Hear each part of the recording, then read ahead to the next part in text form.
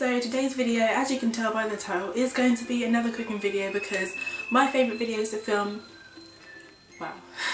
my favourite videos to film are definitely cooking videos because I feel like I don't cook a lot, but I like to make certain things in the kitchen. So today's video is going to be some late night snack ideas because I find I'm always munching on something, and because I recently been working late, I come in the evening and it's too late to have dinner, so just to get something in my system, I like to make some of these things. So some of these things in a way are a tiny bit unhealthy, but I'm going to give you the unhealthier option, and then this is the healthier option if you guys would like to see that. So I have 1 savoury treat and 3 sweet treats because if you know me, I have a sweeter tooth and a savoury tooth, so I hope you guys don't mind that. I hope you guys enjoy this video and we're going to get started right now.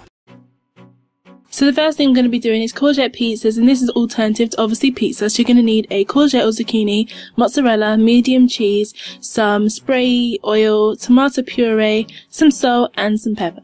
So you just want to start by cutting your zucchini or courgette, I can't even speak, into little slices, and you want to kind of do this at an angle as well, just to get the most out of your courgette.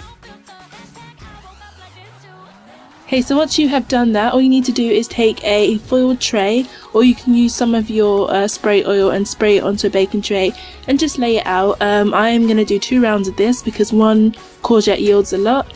Then I'm using my spray oil and I'm just spraying it all over the courgettes, and this is going to be the base for our salt and pepper, so just drizzle on as much salt and as much pepper as you want.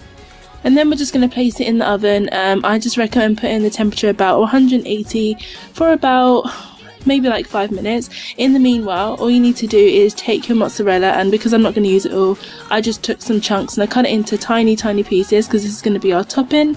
And then on the side I grated some medium cheese. Now you can use just mozzarella, just cheese, but I like the mixture of both. Okay, so halfway through cooking you just want to flip everything over, just make sure both sides are done, and then just pop it back in the oven.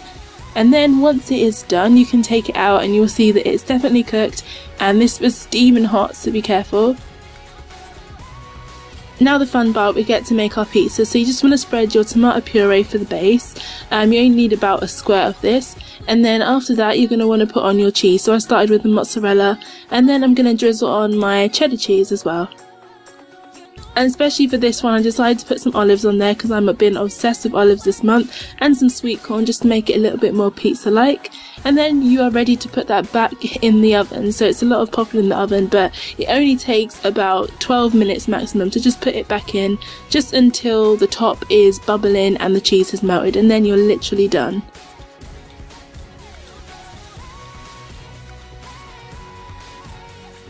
Okay, so that is the end of the first DIY, and this is the only savoury treat of the mix, but this one is really simple, and honestly it really does taste like pizza. You really can't tell the difference.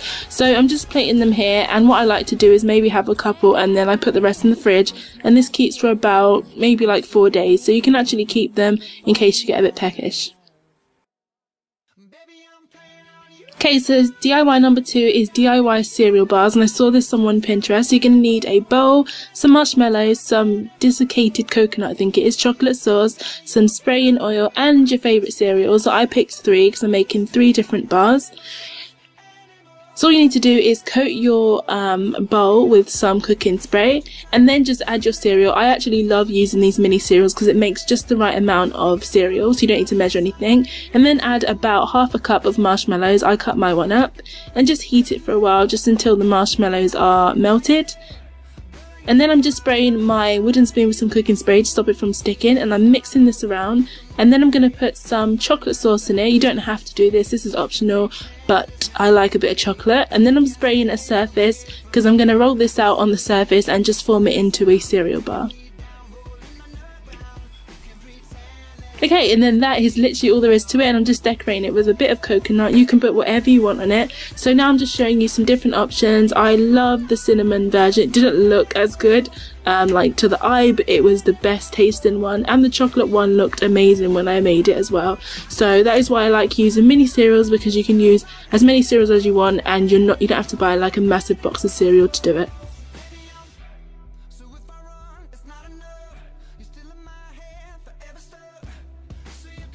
Okay, so that is that. So I recommend putting these in the freezer for just a bit so they set much quicker, but if you want to wait, you can just leave it out and the marshmallow will set, and then you're free to just dress it and drizzle it as much as you want. I went a bit crazy with the sauce. Clearly not as healthy as I wanted it to be, but it tasted so good and they are so filling, so you'll be full in the night if you should have some cravings for something sweet.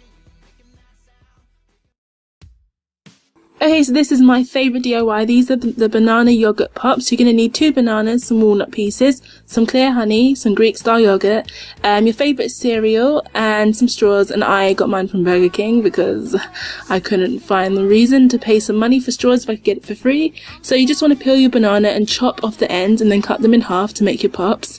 And then on a separate plate, just dollop some Greek yogurt on the plate. And you want to stick your straws through the bananas just like icicles. And the next bit is really simple. Just roll your bananas in the Greek yogurt.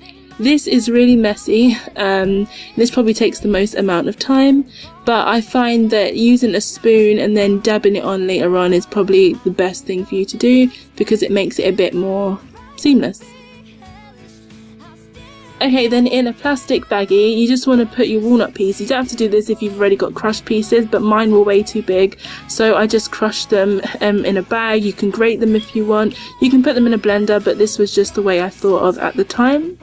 Okay, so that is that, and then I'm just going to sprinkle my walnut pieces all over the top.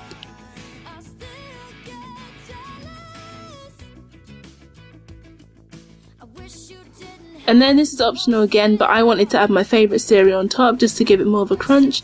And then I took all the chocolate pieces out of the cereal and put it on top. This was just for decoration's sake.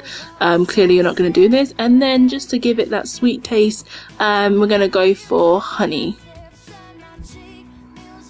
So this obviously is an alternative if you're fancying some kind of ice cream, and you guys know that banana and yogurt taste just like ice cream, so I thought this was a great alternative. If you're craving some of that cookie dough ice cream, you can have this, and it's completely, okay, it's not completely healthy, it's kind of healthy. Most of it is healthy. Greek yogurt and banana is amazing. Honey is great for you. It's just that chocolate you have to be careful of. So I just put this in the freezer for about, I think it was about half an hour to get it to be optimally like frozen, but you can eat it as it is, and it's really nice when it's cold. So that is how you make banana yogurt pops. This one is by far my favorite. They look good, they taste good.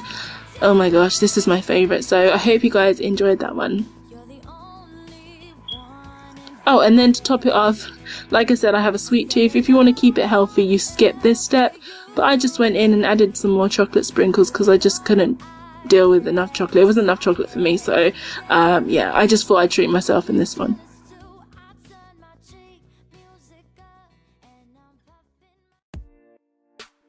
Then last but not least, we have the very simple banana wraps. This is the one that takes the least amount of time. You're going to need a banana, peanut butter, tortilla wraps, some milk chocolate sauce, and some sprinkles. Those 2 chocolate pieces are optional. It depends. If you are using chocolate, you want to start off by spreading it on your tortilla wrap, just like chocolate spread. And then you want to add your peanut butter. I absolutely love crunchy peanut butter right now. I used to be a fan of smooth.